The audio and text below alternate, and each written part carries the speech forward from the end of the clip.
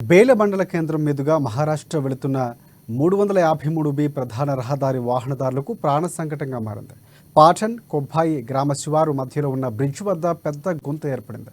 దీంతో వాహనదారులు వరుసగా రోడ్డు ప్రమాదాలకు గురవుతున్నారు.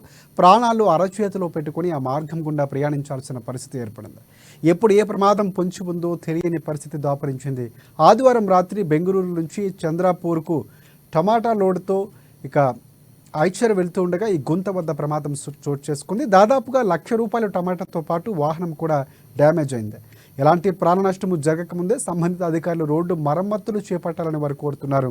రోడ్డుపై ఉన్న కలవట్లను తాత్కాలికంగా మరమ్మతులు చేపట్టి వదిలివేశారని కూడా ప్రమాదాలు జరగకముందే మేలుకోవాలని ప్రయాణికులు కోరుతున్నారు.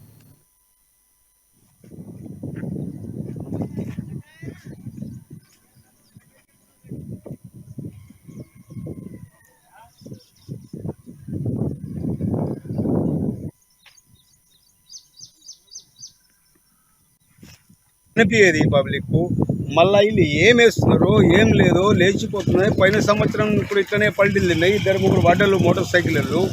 ఈ సంవత్సరం కూడా అట్లనే అయింది. మళ్ళీ లారీ టమాటా లారీ పాపం బోల్డరా పడ్డది, అలా ₹1,00,000 లాస్ అయింది పాపం పడ్డాయి. మరి ఈ అధికారులు రోడ్డు